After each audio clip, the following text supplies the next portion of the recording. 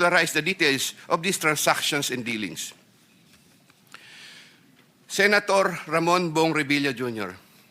I have a close and friendly relationship with Senator Ramon Bong Revilla, and we go all the way back since the time of Amay Bisaya and Mayor Viseo, who first introduced me to the former legislator while I was still a district engineer in Laguna sometime in 2005 or 2006.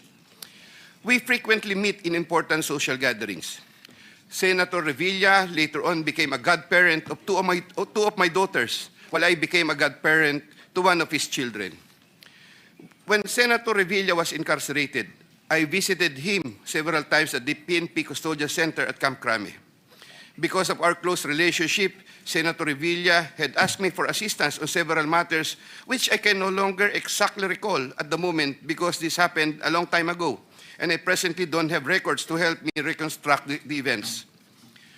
Sometime in the third quarter of 2024, Senator Revilla and I met where he asked me for a list of projects for funding, ostensibly to help him in his national campaign. When Senator Revilla asked me about the percentage of the commitment, I suggested either 20 or 25, to which Senator Revilla said 25%. Soon thereafter, also in the third quarter of 2024, I asked then District Engineer Henry Alcantara to prepare a list of projects, which he subsequently gave to me. The said projects are enumerated in a list here to attach as Annex A.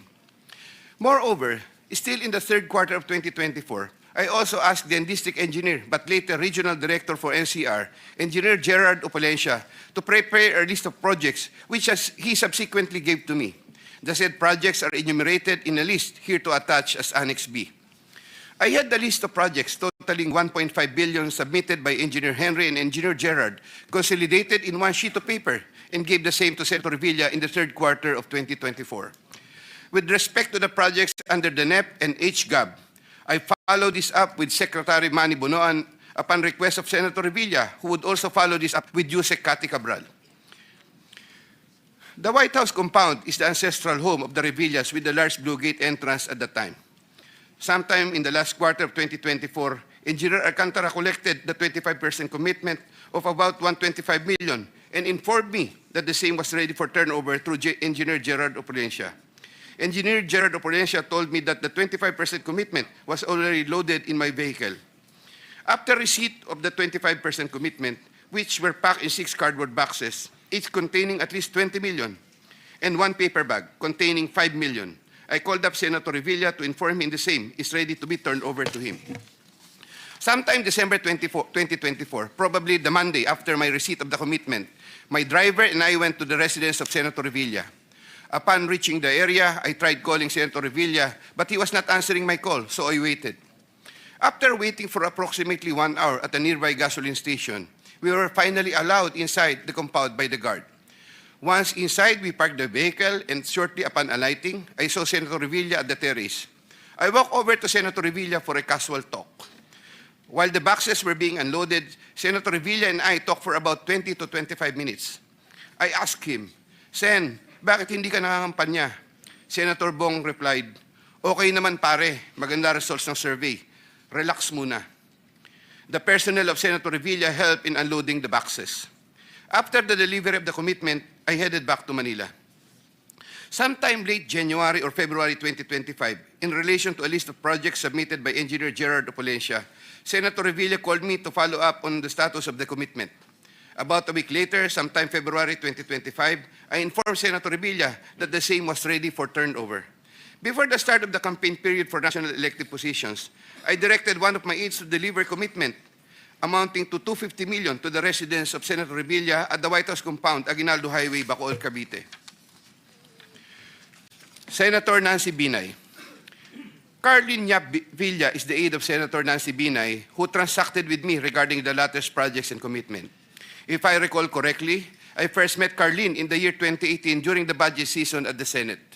Eventually, sometime 2019, Usec Trigib Olivar, whom I knew very well, endorsed Carlin to me. From then on, Carlin would contact me directly to follow up the status of different matters.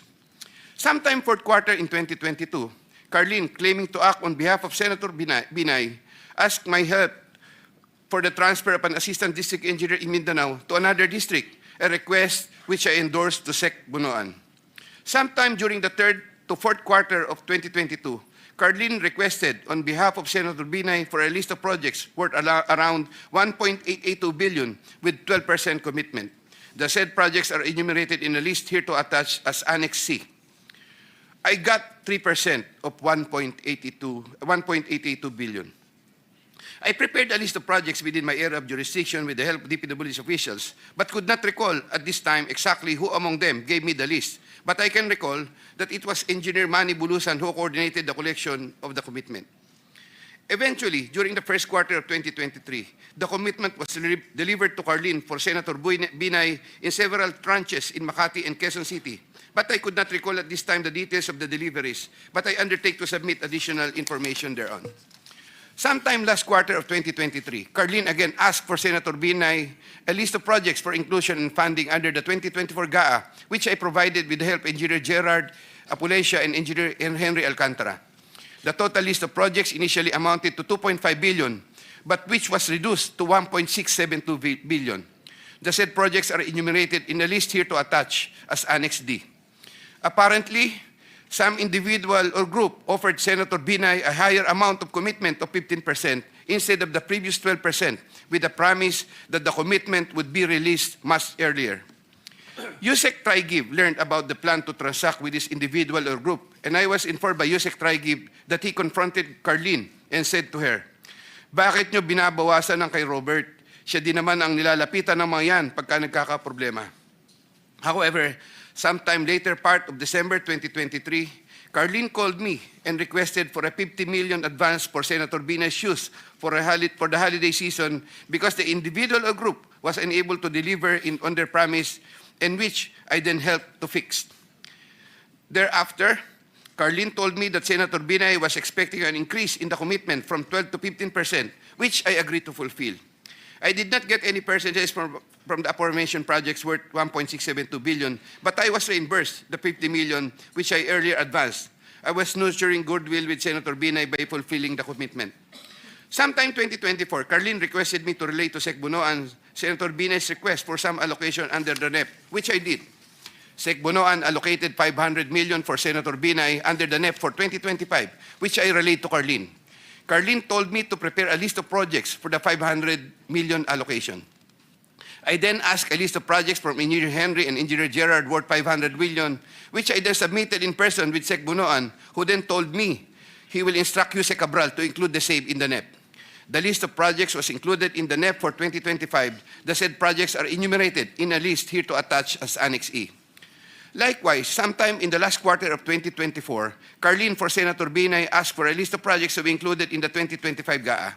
I then directed Engineer Henry and Engineer Gerard Apulescia to prepare a consolidated list of projects.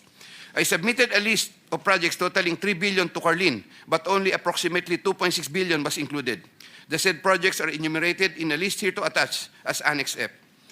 After these projects appeared in the GAA, Engineer Bulusan, Engineer Apulescia, and myself collected, raised, and prepared the 15% commitment, which was all turned over to me. There were difficulties in collecting the commitment as there were contractors, congressmen who did not give amount considering the issue of for later release projects totaling approximately 80 million more or less, which I had to advance.